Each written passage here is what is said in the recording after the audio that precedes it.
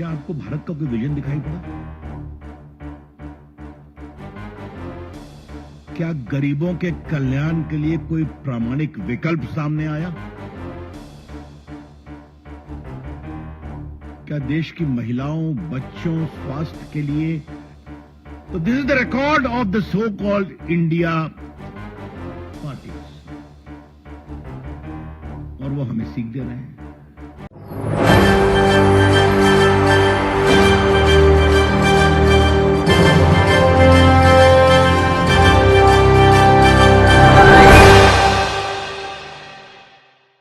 नमस्कार, मैं दौलत शर्मा और आपका स्वागत है SPN9 न्यूज में। विपक्षी गठबंधन Indian national development inclusive alliance ने मुंबई में तीसरी बैठक करने के बाद मोदी सरकार पर जमकर हमला बोला।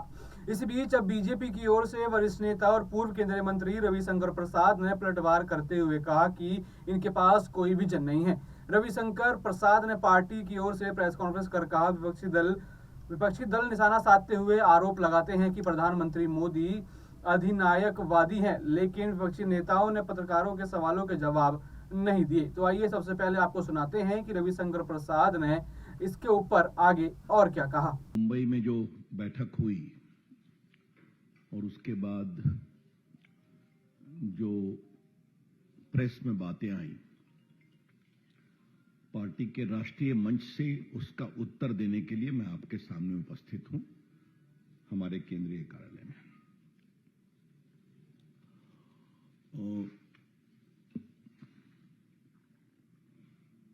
ये तीसरी बैठक थी। पटना, बेंगलोर, मुंबई, इस पूरे बैठक में तीसरी बार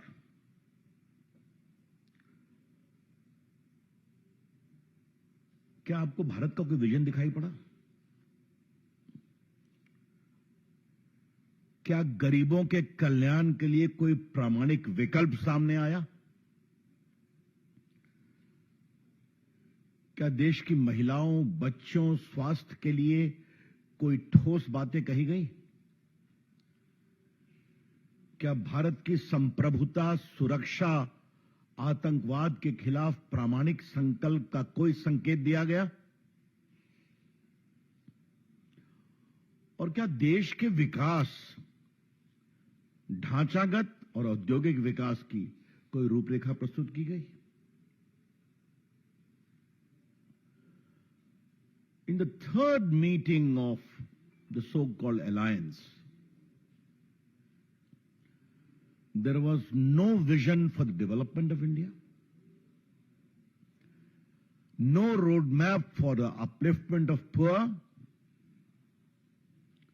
no strategy to address the concern for the farmers, as they claim, or the women, or the children.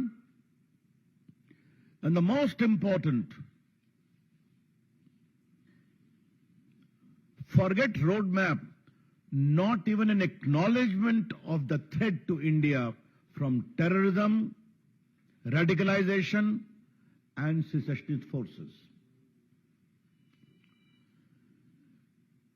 Bharat में डाइवर्सिटी है। ये लोग भारत में विकल्प की तलाश करने निकले हैं और इनकी पूरी कोशिश सिर्फ एक है, नरेंद्र मोदी जी को मन भर गाली पढ़ो। That's all. Their only recurrent theme is abuse Shri Narendra Modi ji as much as possible. तो आज के उनके प्रेस में और आज के उनके टिप्पणियों में विकल्प की तलाश नहीं थी। कौन नरेंद्र मोदी जी को कितना शापित कर सकता है, इसकी प्रतिस्पर्धा थी। There was only competition as to who exceeds whom in cursing, abusing Narendra Modi ji. ये लोग चले हैं देश को बनाने के लिए। ये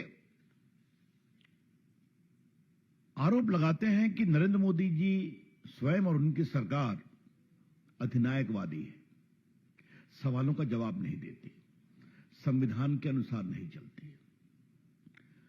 मैं आप पत्रकार मित्रों से आज एक बात कहना चाहता हूं, यह तीसरी बार हुआ है कि नेता बैठे हैं, कोई पत्रकारों के प्रश्नों का जवाब नहीं दिया गया। आई एम रिपीटिंग, पटना में एक दो सवाल हुआ, फिर नीतीश जी ने कहा हो गया। बेंगलुरु में कहा गया समय नहीं है, और मुंबई में आपने देखा। तो आप सवालों का जवाब नहीं देंगे, प्रेस कॉन्फ्रेंस करेंगे, कैसी ऑर्गेनाइज हुई छोड़िए, उसमें मुझे कुछ नहीं कहना, लेकिन आरोप हम पर लगाएंगे। ये कौन सा आचरण है भाई? लेकिन आज मुझे सबसे कौतूहल हुआ है, जो तथाकथित इंडिया का रेजोल्यूशन जो है, ये मेरे पास है, जो उसको रिलीज किया गया है, जरा मैं उसको पढ़ना चाहता हूं। We the India parties hereby resolve to contest the forthcoming Lok Sabha election together as far as possible. Sheet sharing arrangements in different states will be initiated immediately and concluded at the earliest in a collaborative spirit of give and take.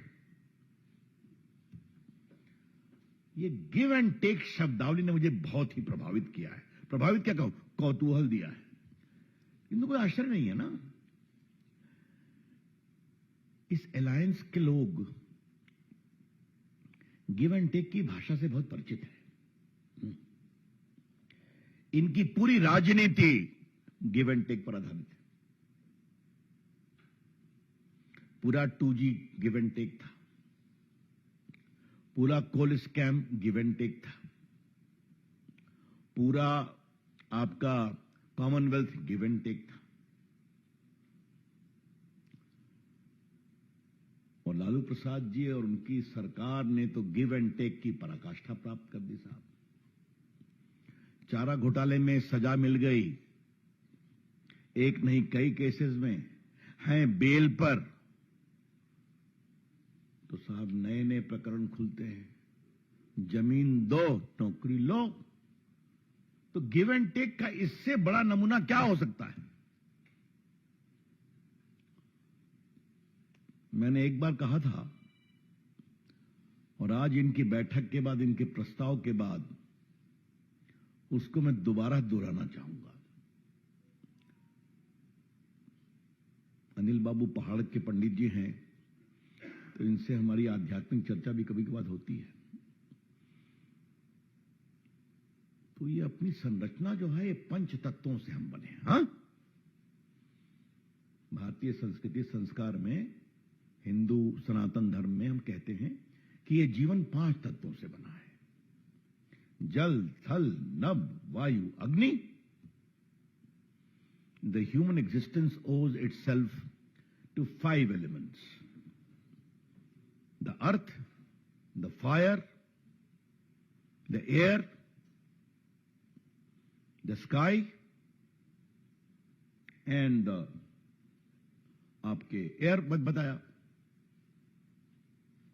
अब आप देखिए, इन लोगों ने किसी भी तत्व में भ्रष्टाचार को नहीं छोड़ा। यह है इनकी बिसात, तो आज हम देश को दोबारा बताना चाहते हैं। अब जरा थल के भ्रष्टाचार की बात लीजिए आप। क्या क्या हुआ? कॉमनवेल्थ हुआ, आदर्श घोटाला हुआ, बिहार में चारा घोटाला हुआ, बिहार में अलकतरा घोटाला हुआ। इनको थल से ही संतोष नहीं हुआ तो पाताल में भी चले गए, वहां कोयला घोटाला कर दिया इन लोगों ने। आकाश में हेलीकॉप्टर घोटाला कर दिया। और वायु क्या है? 2G तो वायु से ही चलता है ना, तो पूरा तो 2G या स्पेक्ट्रम घोटाला है वायु के साथ। समुद्र की, जल की बात लीजिए तो सबमरीन घोटाला हुआ वहां पर। और अग्नि के बारे में बहुत चर्चा हम लोग कर चुके हैं कि बीकानेर में जो दामाद श्री को जमीन दी गई है, सूर्य के किरणों से अग्नि निकालने के लिए वहां प्लांट लगाए जाएंगे, उसमें कितना एफआईआर हो आप जब ही जानते ही। तो this is the record of the so called India parties, और वो हमें सीख दे रहे हैं। तो इस तीसरी बैठक का एकमात्र नतीजा यह है कि उन्होंने अपने गिव एंड टेक प्रिंसिपल को फॉर्मली पॉलिटिकली भी माना है। न कोई संयोजक बना, न कोई कमेटी बनी, एक गिव एंड टेक प्रिंसिपल को स्वीकार किया गया। चलिए उनकी बात है। जैसा कि आपने सुना कि रविशंकर प्रसाद ने कहा कि लालू यादव पीएम मोदी के बारे में कैसी कैसी बात करते हैं। विपक्षी दल भारत में विकल्प की तलाश करने निकले हैं और इनकी एक ही सोच है कि केवल और केवल पीएम नरेंद्र मोदी को गाली देना। उन्होंने कहा कि राहुल गांधी क्या चीन के प्रवक्ता हो गए हैं। उन्होंने कहा कि नीतीश कुमार कोप भवन में चले जाते हैं। उनका खेल तो लालू यादव ने ही बिगाड़ दिया और कह दिया कि एक ही संयोजक क्यों होगा।